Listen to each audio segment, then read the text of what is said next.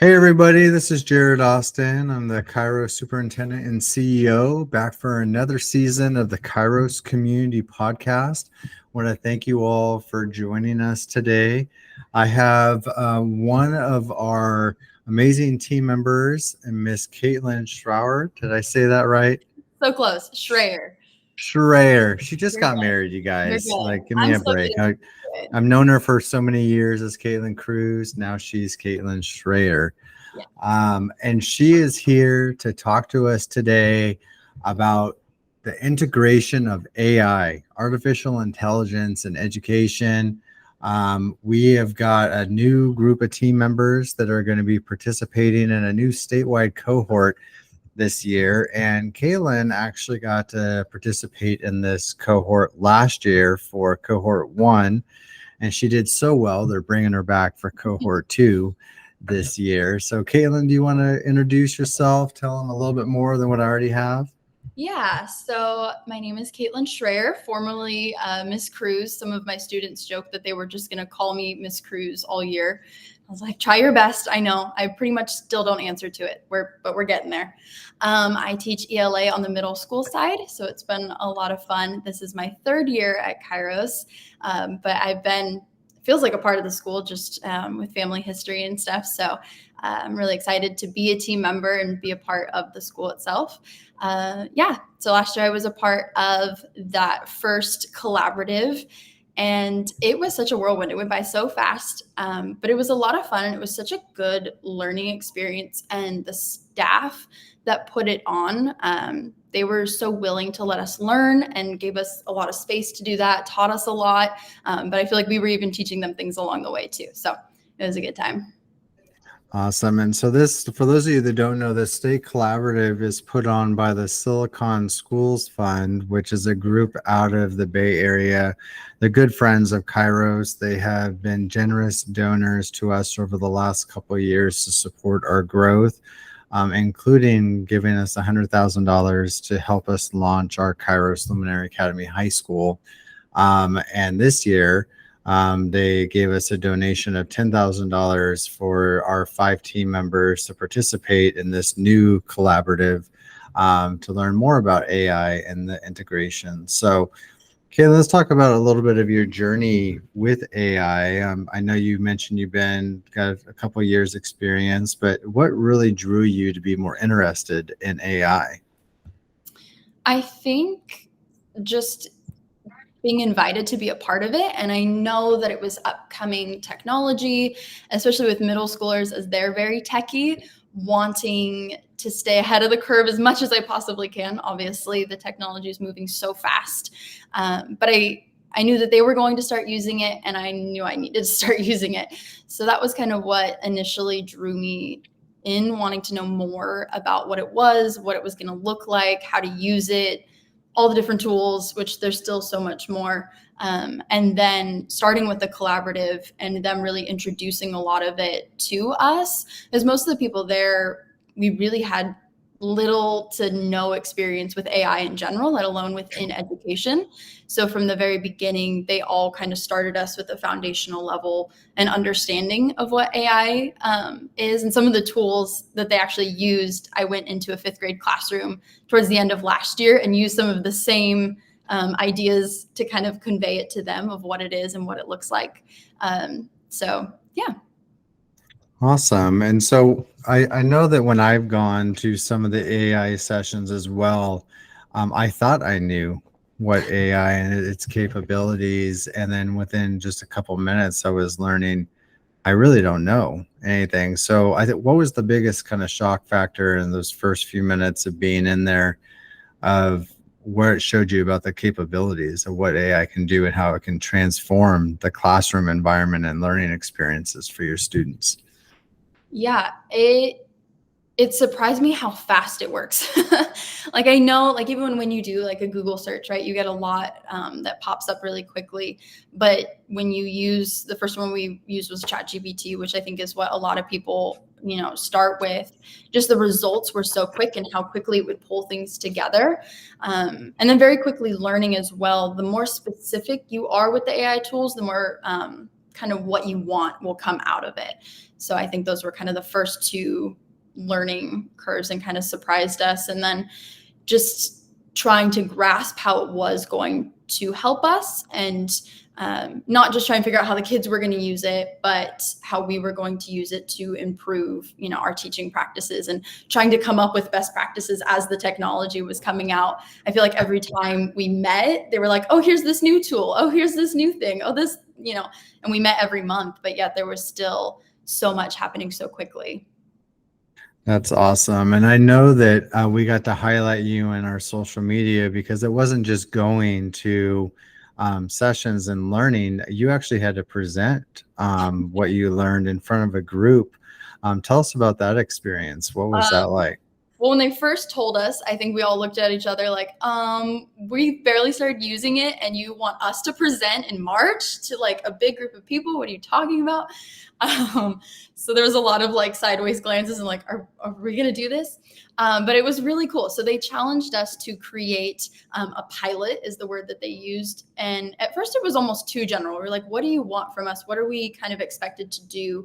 But then they kept it general on purpose because they didn't want us to get too focused on one thing. They really wanted us to use where we were in the education system to try out these new tools, because the group wasn't even just teachers. We also had, I think there was 2 principals, but even among the teachers, there was high school teachers, middle school teachers, elementary school teachers.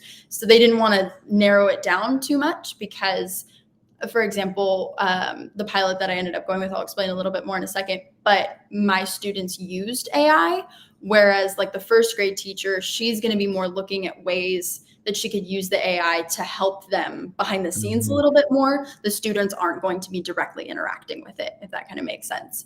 Yeah. I feel like I lost my train of thought a little bit. So the pilot.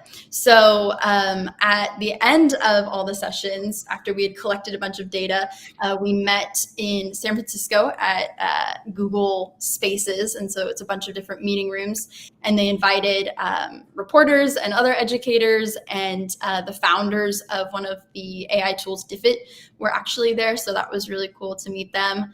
And we got to just show everyone what we had done. And so for my pilot, teaching ELA, I wanted to do something that improved their writing.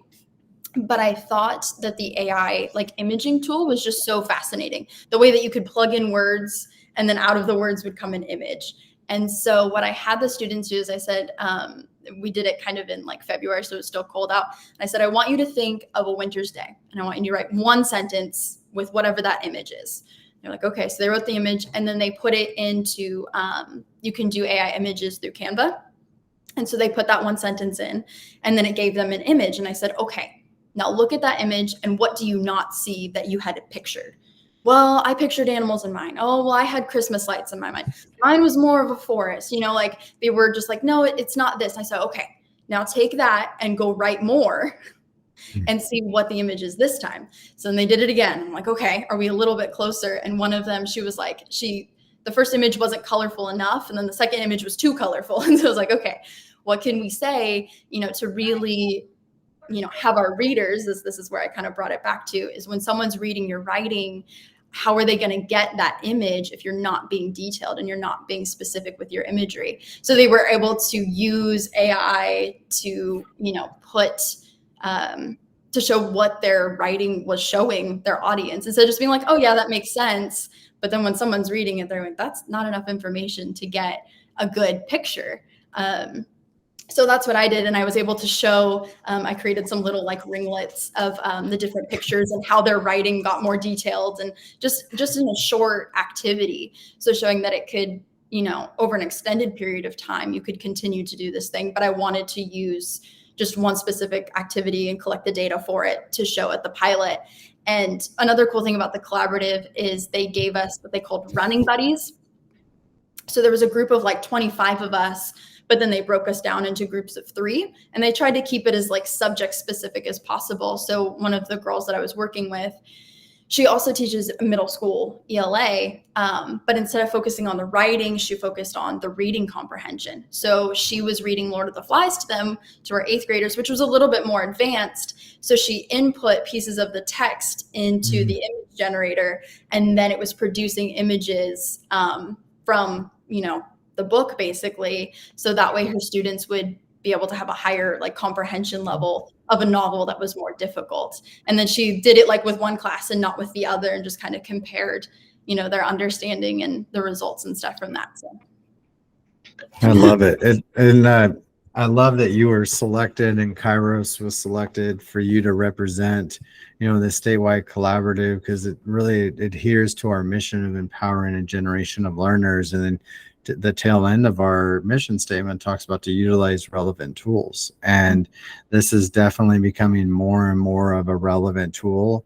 What excites you the most now about you're going from kind of a rookie AI to now you're the veteran, and we have a larger Kairos team that was selected for cohort number 2 this year. So what excites you about having a larger group of Kairos team members to be a part of this cohort with you this year? As much as I'm now the veteran, I still feel so much like the rookie, because like I said, the technology just keeps moving. So I feel like even coming back over the summertime, I had, 30 emails of look, this new tool, and here's this new tool, and here's this new thing. But it is really exciting to go with a team and really be able to collaborate how we're specifically going to bring it back to Kairos, I think, because there was just me going, I can bring a certain amount back, but at the same time, I'm more hyper-focused in on ELA and reading and writing. Whereas having, someone from math and someone who's an admin and some other team members come in who are going to look at the tools differently and think about how they can apply them in different ways that, may not have, come across my mind. So that's, really exciting. And hopefully just, I do like teaching, obviously. So being able to teach other people a little bit around me and kind of, be a conduit for the rest of the team of like, okay, I already solved this problem. So that way you can keep going and make further steps than I would have made last year, because I had to solve this first problem. So what is some examples you can give me of how you're using AI in your classroom today and personalize the learning experiences for students? Yeah, so there's so many tools, and last year was a lot of practice. I really didn't implement a ton of stuff because I wanted to learn for myself before I started implementing. One of the tools that I really love to use, that I get to use, and there's also a student version, is it's called Magic School. And what I really, really love about it is it's specifically for teachers and students. So everything is like thought about that a teacher could want. So for Magic Student, for example, and this is one of the ways that my students can actually interact with it themselves, you create like a session. So the only way they can access it is through the session. It keeps a history. It only allows the tools that I want them to use. And then they can log into the session and interact with some of those tools. So Magic School does offer a chatbot, but they don't get access to the chatbot. So one of the ones that I like to use is called writing feedback. So they can send in like their essay, or maybe it's a story or whatever it is, and it will give them feedback like, hey, you're missing your topic sentence. You might want to include more details in paragraph 2. And what I really love about it is they have to go back and fix the things and still do the work themselves. It's just giving them some of that feedback that I could potentially give them, but there's one of me and 174 of them and only so many minutes in my day. So it's You were hard. outnumbered. I just a little bit. So it's really hard for me to be able to give them as much feedback as they deserve and they could potentially have. So using, Magic School and that specific tool, they're able to get that feedback, make those adjustments, and then they can send it in again and see if there's anything else. So they still have to do the work themselves. I tell them at the beginning of the year, because in the student handbook, when the part I go over is AI and talking about there's appropriate ways to use it and there's not okay ways to use it. And that I don't, ChatGPT is cool. AI is cool. I love it. I don't care to read ChatGPT's writing. I want to read their writing and I want to see their creativity and I want to see what they're capable of. I know what AI is capable of. I want to see what they're capable of. And so having some of those conversations with them, I think has been really important. Some other tools I mentioned earlier for my pilot. Dolly is like ChatGPT's image generator, but you can access it through Canva instead of having to go through ChatGPT and opening the chat bot and just going into a world I don't feel like is quite as safe for them. So that's really cool when they do, for another example, they do fractured fairy tales in 6th grade. And so they take an original fairy tale and then they change the setting and the characters and all the things.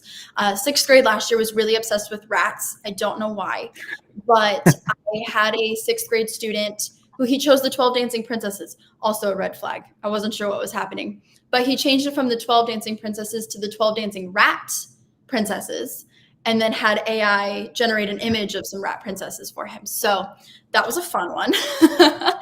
But they're creative. They're so creative. Another one is Diffit. So with Diffit, you can it'll generate different lesson plans, quizzes, content, all kinds of different things, and you can be as general or specific as you want. So it's a good one when you're creating a lesson plan or you're trying to come up with like the same activity but maybe at different levels, or even differentiating just even the text level for them is super important, which is another. Brisk is a good one because it's in app, so you can say, hey, love this article, but can you change this to like a 5th grade level, like reading level? So that way they can still have the information, but then you can go, but can you also change this to a 9th grade reading level when you have those higher students? And it'll do it within 20 seconds. So you're able to change things like that so quickly and be able to provide different things for your students while still keeping the same topic. If you want to do something on bats, right, you can do a 4th grade reading level thing on bats, and you can do a 10th grade reading level, whatever your classroom may need. It sounds like you found a lot of tools that could be very engaging and helps produce greater learning outcomes. But something you said that I don't want our audience to miss out on, because I do think that there is a healthy fear of AI, and there's been a lot of things in the news. It's something you said earlier, is that you are getting your students to use tools that have boundaries and safety boundaries in place, and that you're not using tools where you don't feel like appropriate safeguards are in place for that. And tell us a little bit more about that, because I think as parents, I have a middle schooler, soon to be high schooler, and he knows that I can use AI, and we've talked about AI and gone to different trainings. And he's actually used it to help him understand some math problems a little bit better. But there is the other side of AI. So tell us a little bit about that safeguarding and how parents can maybe feel a little bit more comfortable about how Kairos is using it and trying to teach their students to use it. Yeah, for sure. I know I talked a little bit about it at like back to school night, and the AI comes up on the screen. I'm like, everyone in here just got a feeling. It might have been excitement, it might have been fear. I get it, right? There's so many emotions and things that are really attached to it because it is so new and it is moving very, very quickly. So there's just a lot of hesitancy, which I completely get. My first priority is safety. Absolutely, with the kids. I'm so careful with what they're doing online. My Go Guardian, we talk quite a bit about in middle school, being able to really place safeguards around them and what they're searching. For myself, I actually only let them look at certain things. I'm not like, oh, you can't do this and can't do this. It's like, here's the 10 things. It's Google Slides, your email, grades, very, very minimal. For our audience, explain a little bit more about Go Guardian, because I don't think maybe our elementary parents aren't as familiar with how Go Guardian works as our middle school and high school parents probably are. Sure. So kind of what you were saying earlier, as far as I'm outnumbered, very much so. So my one computer to their 29. But one of the ways that makes it possible for me to, protect them and to see what's going on and what's happening is there's a website called Go Guardian that when they are using their Kairos student accounts and their Chromebooks, on my screen, I can actually see all of their screens, so I can see what they're doing, as well as it keeps a history. And then, like I said, I can create a session, and so they only have access to the things I want them to have access to. So instead of going, okay, you can't look at that and you can't look at that, but there's a bajillion other things out there that you could search, this is my way of really keeping them on task and being able to protect them from being able to just kind of go anywhere on the internet. And I feel like Kairos in general, there's a lot of sites and stuff that have already been blocked by administration in general, but it's so hard to keep up. So that's my way of guarding them with Go Guardian. So yeah, that was one of my initial concerns, was trying to keep them safe and not wanting them to use it in ways that were going to get them in trouble. From the very beginning, I wanted to just know how to integrate it to help teachers, to help them, but in ways that were not going to be plagiarism, in ways that, we're just really going to keep them safe online and not expose them to things. And that's, again, even the Magic School, even though there is a chat bot within it, because it's student oriented, if they were to look up certain things and go, I can't answer that. So that's another really cool thing about Magic School, and like how much forethought they've had, and like, oh, nope, sorry, I can't do anything with that. So that's cool. Sorry, my cat's behind me. You're okay. Hi, cat. So as you've been rolling out the tools and also having the safeguards, which I love to hear, and I think parents need to hear more about, has there been any challenges that you've encountered, and how did you address those challenges with students using AI? Yeah, so most of it, especially last year, was just a lot of conversations. Trying to help them understand that this just isn't okay. You may think it's funny, or you may think it is okay to do, but it's just not. So speaking of the chat bot and how we'll answer questions and stuff. So within Magic School, right, it keeps a log of absolutely everything they've searched. So, and in live time. So I can be watching what they're doing as they're doing it. So I had a student type in something that he thought was funny, that was not okay. And so then it was this conversation of like, hey, I know you asked this. I know it said I can't answer it, and it wouldn't answer it for you, but that still is not even okay to ask that question. So things like that. Or I did have a student use it to write his essay for him. Yeah, so that was a fun one. So again, another conversation, and then how did you discover that? So that's, I think, what the audience will want to know too. I almost don't know if I want to say.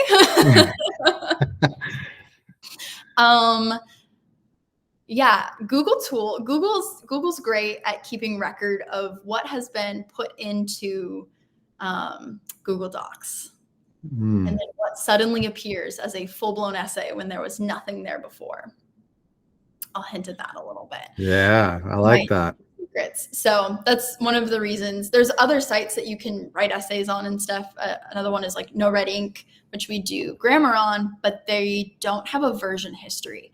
So I can't keep as close of a log on all of that. So there's some tips like that. And then also you get really familiar as a teacher with your students writing. And you're like, there's no way you know that word. That can only be AI. That's awesome. So you have the statewide initiative coming up. I believe later this month is the first gathering for that. Just one more time, what are the goals, and how is it going to benefit Kairos from 5 different team members? One from every single one of our academies is being represented this year. So what are the broader goals you're hoping to get out of this cohort? Yeah, I think one of the biggest things is really to create best practices. Again, the technology is coming out, so we're trying to create them as we go. Building the plane as we fly it. That's what I always like to say. Exactly. Yeah, for sure. So being able to create best practices for the use of it, rather than just like, it's not okay, don't touch it, because I think that's where a lot of schools will go, especially initially, is they'll just be like, oh, it's AI, don't mess with it. It's bad, but really trying to decide what we're okay with our kids using, and the tools that we're okay with them using, and the tools because not all AI is created equal. There are some tools that are really great, and there are some tools that their outputs are just not not supreme. So as a team deciding, what tools we're going to lean towards for teachers, and then what, again, we're kind of okay with students using, and deciding that as a team instead of just being like, oh, I don't know, or like, oh, someone else figure it out, but really taking the time to figure it out for our Kairos team. Even as, collaborative, it's conversations that will probably be reached, like the reach will go nationwide. But for our team specifically, and then developing a lot of confidence, because again, there's this fear of it, and again, that's completely understandable. But I think being more knowledgeable of it creates a greater sense of confidence, and being willing to try things out and use the tools. So I think that's important. One of the big things they had us do was really identify pain points in our classroom. So things that we either felt were taking a long time for us to do, or that our kids were struggling with. And that was kind of what they asked us to look at specifically for our pilots, but continuing to do that. Like, what are some pain points at Kairos that we're having a hard time with? Like, are our kids struggling with this math, or are they struggling in their reading and writing, or could we improve, this for teachers to make our burdens a little lighter? So I think that's important. And then just really showing other teachers at Kairos what's possible. Like, there's this really cool thing, or here, come try this, or this will take you 30 seconds instead of 2 hours. Like, there's so many great options out there that, can really, speed up the process a little bit, make it a little easier, help our students, of course. Like I said, differentiating even text levels and being able to meet students where they're at is so important. So looking ahead, in the future of AI in education, what do you think now, having now going into your second year of this collaborative, what do you think is the future of AI in education? I don't know. Honestly, I think anyone who says they know, it's too new. It's too new to really determine what it's going to look at. Will teachers always be around? Absolutely. Mm-hmm. Well, it's really great, creates really great outputs, can even give feedback. There's nothing that's going to replace the relationships that we have and the community that we can build with our kids. And, sometimes our kids might read something, but it takes us telling them and having a conversation with them for them to really get it. So easing every educator's fear, I personally believe we're going to be around for forever. But I think the more people are open to change, the easier things will get. Again, being able to create things more quickly, so that way we can spend time, analyzing more data, but we can spend more time creating different things, or, just dreaming up new projects and coming up with new stuff. Because when we don't have to spend as much time doing the little tedious things, we can spend more time, thinking about bigger picture, because this can handle a lot of those little details to then meet that bigger vision. So, and I hope that teachers embrace it, and that there's less teacher burnout and stuff. There's just a lot that goes into it. And I think that's just super important for our teachers to be able to use these tools to, like I've been saying, ease their burdens a little bit. Well, and I think that, hearing what you said, it really resonates as kind of one of our sayings at Kairos that we started 10 years ago. And you probably heard me say it, and many people have heard me say it over the years, is that our goal in education is to really minimize the transactional in order to maximize the relational. And from what I'm hearing from you and what I've learned a little bit myself from AI, is it really can minimize those transactional tasks to maximize the relational. So you're not going to replace the teachers and the relationships. And really, I think what makes Kairos special is we have a great balance of high academics with high relationships. And this tool is just another relevant tool that we can use in order to create more opportunities for those relationships to form.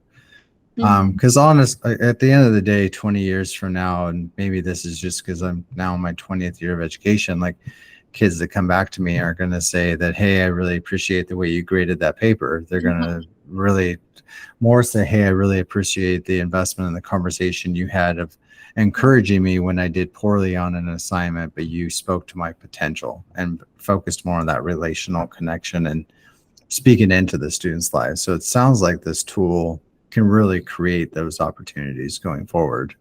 Yeah, I So, really so. so as I guess my last question for you would be, what advice do you have for resistant educators or families that might be curious now that they've kind of heard from you is some of the benefits of it, but they're a little resistant still. So what advice would you have for them? Yeah, I think just like everybody, experiencing it for yourself and spending some time getting familiar with it. And I've had conversations with people where they have very strong opinions on AI, and I'm like, oh, like what platform did you use? And they're like, oh, I've never even Google searched it. I'm like, okay, well, let's start there. Like at least, as the adult, as the parent, try it for yourself and, see what you're comfortable with and be willing to have conversations with, staff. Again, I talked at back to school night about it. And I was like, if you have any concerns, please email me, please come have a conversation. I think having that open dialogue is necessary because there is just that sense of like, I don't know what this is. And you're introducing it in my school. And is my student safe? Is everything going to be okay? And Mhm. feelings from parents are completely valid. It's new. It's new. So Mhm. I would encourage just to be open to the change because I think there's so much good that can come out of it.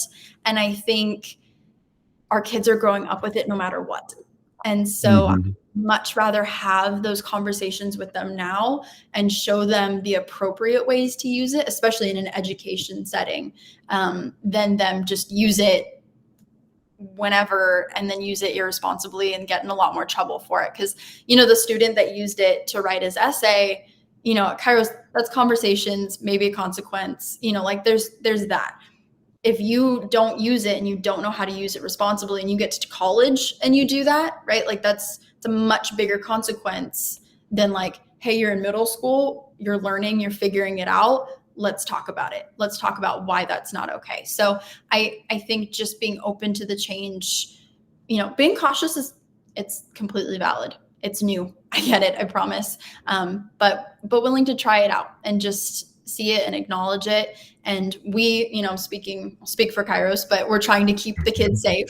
That's definitely a goal of ours. If our kids aren't safe, then they're not going to learn, and they're not going to be able to do their best. So even though I'm going to start introducing some of it, and most of it will just be me using it, and then the resources and things that it creates, I'll be sharing with students. So for the most part, students won't interact with it a whole lot, but when they do, my first thought is safety. I'm creating that session. Here's the only thing you can use. I'm keeping track of what you're doing. I know everything that's happening. I can see not only what they search, but I can see what the system tells them. I can see the Mhm. feedback.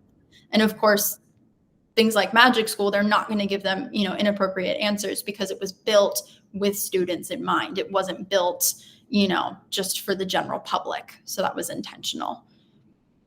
Well, I look forward to a follow-up conversation with you and the rest of the cohort from Kairos that's going to be a part of this collaborative this year because it sounds super interesting. And I love that it aligns to our mission of empowering the next generation and utilizing relevant tools. So I want to thank you for being on the episode today and also thank our listeners.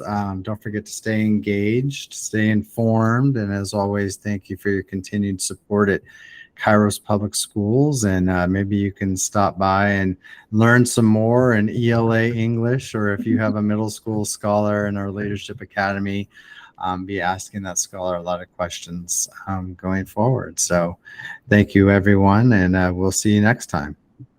Thank you.